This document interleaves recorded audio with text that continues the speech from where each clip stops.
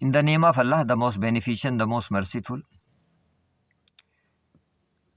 ناظرین، میں نے پچھلی ویڈیو میں آپ کو بتایا تھا کہ حضرت ابراہیم علیہ السلام نے جب انہیں بتا دیا کہ ہاں دیکھو میں نے تمہارے ان خداؤں کو توڑا ہے کیونکہ تم مجھے ڈراتے تھے اپنے خداؤں سے کہ یہ سزا دیتے ہیں، مجھے تو انہوں نے کوئی سزا نہیں دی، تو لاجیکل بیسس پہ آپ ان کی پوجا مت کیا کریں۔ لیکن لوگوں نے اپنے خداؤں کے حوالے سے حضرت ابراہیم علیہ السلام کو سزا دینے کا منصوبہ بنایا، اور نمرود نے تمام لوگوں کو کہا کہ دیکھو کیونکہ یہ خدا ہم سب کے تھے، ہمارے خداؤں کو ابراہیم نے توڑا ہے، تو اس لیے ہمارا فرض ہے ہم ابراہیم کو جلا دیں۔ یہ سخت ترین سزا منتخب کی گئی اس اللہ والے کے خلاف جس نے ان گمراہ لوگوں کو سیدھی راہ پہ لانے کی کوشش کی اور دلائل کے ذریعے سمجھایا کہ یہ بت تمہاری مدد نہیں کر سکتے بلکہ ان کو تو تم خود خلق کرتے ہو، یہ تمہارے خالق ہی نہیں ہیں۔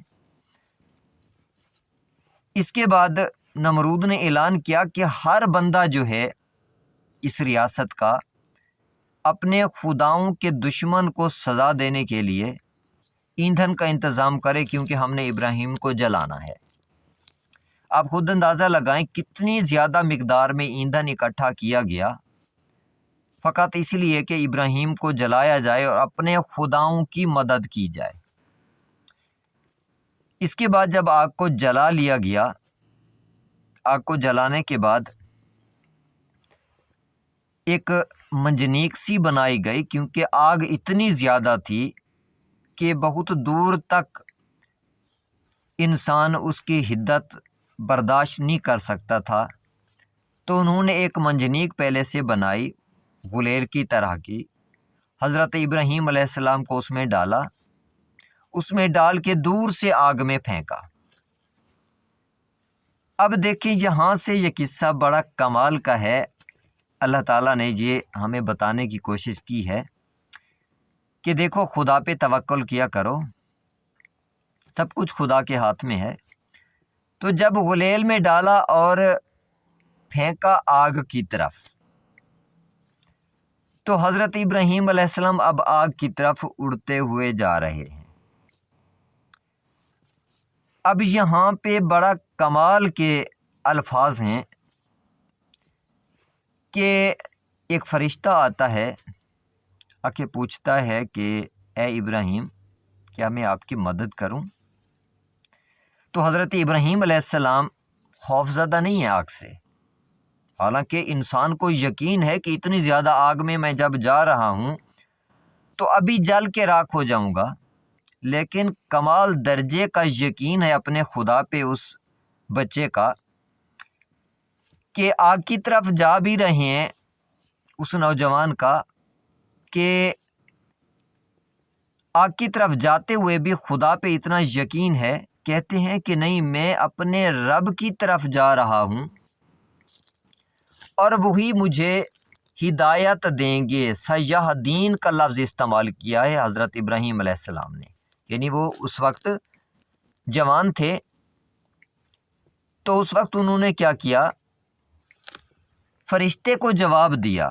اب حالانکہ وہاں پہ کہہ سکتے تھے ہاں مجھے بچا لیں اگر تھوڑا بہت خوف بھی ہوتا، لیکن خدا کی ذات پہ اتنا یقین تھا کہ فرشتے سے بھی کہہ رہے ہیں کہ نہیں میں اپنے رب کی طرف جا رہا ہوں اور میرا رب مجھے ہدایت دے گا۔ اب اس لفظ کا مطلب ذہن میں رکھ لینا ہمیشہ کے لیے، سیہدین یعنی میرا رب مجھے ہی ہدایت دے گا۔ یہدین کا مطلب کیا ہوا؟ بچا لینا۔ اس کے بعد حضرت ابراہیم علیہ السلام جب آگے جا رہے ہیں، ٹائم اینڈ سپیس کی ریلیشن بھی بڑی عجیب ہو جاتی ہے۔ اب آگے جاتے ہوئے اللہ تعالیٰ سے دعا مانگ رہے ہیں، یعنی دیکھیں کتنے مطمئن ہیں، اور کہتے میرے اللہ مجھے اولاد عطا کر، نیک اولاد عطا کر۔ اللہ مان، حالانکہ جب کسی کو آگ میں ڈالا جا رہا ہے انسان کو اپنی جان کا خطرہ ہوتا ہے، لیکن وہ اتنے مطمئن ہیں خدا سے دعا کر رہے ہیں کہ میرے اللہ مجھے نیک اولاد عطا کر۔ کمال کی بات ہے۔ اور خدا اور اس کے بندے کے درمیان اب رابطہ کیا ہے؟ ڈائریکٹ ہو گیا۔ فرشتے کو بھی حضرت ابراہیم علیہ السلام نے ریجیکٹ کر دیا کہ نہیں، آپ میرے اور میرے پروردگار کے درمیان مت آئیں، میرا رب ہی مجھے بچائے گا۔ اس کے بعد پھر دعا مانگی، دعا مانگنے کے بعد پھر اس ذات نے جواب بھی دیا۔ جا کدھر رہے ہیں؟ آگ کی طرف۔ اس ذات نے جواب کیا دیا کہ ہاں اے ابراہیم، میں تجھے بشارت دیتا ہوں، خوشخبری دیتا ہوں، میں تجھے پاکیزہ اولاد عطا کروں گا۔ کمال کا رشتہ ہے خالق اور مخلوق کے درمیان۔ اس کے بعد اس ذات نے آگ کو حکم دیا کہ یا نارو، اے آگ۔ اب یہاں پہ بھی دیکھ لیں، یا کا لفظ اس ذات نے استعمال کیا۔ یا کا مطلب ہوتا ہے اے، تو اس یا پہ بھی آپ مختلف قسم کے تصادم دیکھتے ہیں سوسائٹی میں۔ تو یہ قصہ بیان کرنے کا مقصد یہی ہے، جو مین پوائنٹس ہوتے ہیں انسان کی ہدایت کے لیے ہوتے ہیں، تو ان کو سمجھتے چلے جائیں۔ یا کہنا کوئی شرک یا بدعت کی ایسی کوئی بات ہوتی نہیں ہے۔ تو بہرحال اللہ تعالیٰ نے کیا فرمایا؟ یا نارو کونی بردن علی ابراہیم، اے وہ آگ جس میں ابراہیم کو ڈالا جا رہا ہے، پوری کائنات کی آگ کو حکم نہیں دیا، اس آگ کو حکم دیا ہے جس میں ابراہیم کو ڈالا جا رہا ہے۔ اے آگ ٹھنڈی ہو جا ابراہیم پہ اور سلامتی بن جا۔ یا نارو کونی بردن و سلامن علی ابراہیم، میرے ابراہیم پہ سلامتی بھی بن جا۔ تو وہ آگ گلزار میں بدل گئی، باغ میں کنورٹ ہو گئی، پھول لگ گئے، پھل لگ گئے۔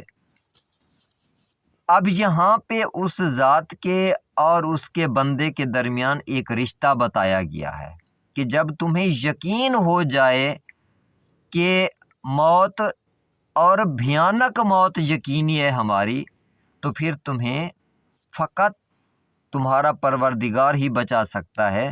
تو اس وقت بھی جب تم اپنے خدا کو پکارتے ہو، اس کے ساتھ یقین کے ساتھ تمہارا رشتہ ہے، تو وہ ذات تمہیں بچا لیتی ہے۔ تو حضرت ابراہیم علیہ السلام جب وہاں سے گلزار سے ہو کے، باغ سے ہو کے واپس پلٹے اپنے گھر کی طرف، تو بھی ان لوگوں نے عبرت حاصل نہیں کی اس سے، پھر بھی اپنے بتوں کی پوجا پہ وہ لوگ اسی طرح قائم رہے، حتیٰ کہ حضرت ابراہیم علیہ السلام کو اپنوں نے کہا، انہی لوگوں نے کہا کہ آپ اس شہر کو چھوڑ کے یہاں سے چلے جائیں، یعنی ان کی ذات کے لیے پھر بھی خطرہ موجود رہا۔ تو اللہ تعالیٰ نے فرمایا کہ میں نے ابراہیم کو اور لوط کو اس بابرکت زمین کی طرف نجات دی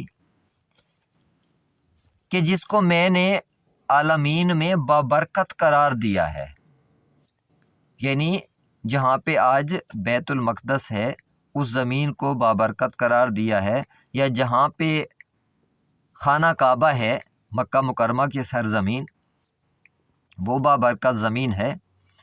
تو اللہ تعالیٰ نے اس ظالم قوم سے، اس بت پرست قوم سے اپنی ان دو ہستیوں کو نجات دی۔ اس کا مطلب ہے حضرت لوط علیہ السلام اور حضرت ابراہیم علیہ السلام ایک ہی زمانے میں ایک ہی ایریا سے ریلیٹڈ ہیں، جن کے بارے میں یہ آیت آئی ہے کہ ہم نے ابراہیم کو اور لوط کو بابرکت زمین کی طرف نجات دی۔ اس سے آگے ان ہستیوں کے ساتھ کیا ہوا، اور خاص طور پہ حضرت ابراہیم علیہ السلام کے ساتھ کیا واقعات پیش آئے، وہ انشاءاللہ نیکسٹ ویڈیو میں آپ کے سامنے پیش کروں گا۔ ہو سکے تو چینل کو سبسکرائب کر لیں، بیل آئیکن کو پریس کر دیں تاکہ میری آنے والی ویڈیوز آپ تک پہنچتی رہیں۔ نیکسٹ ویڈیو تک عامر بخاری کو اجازت، اللہ کے امان میں رہیں، اللہ حافظ۔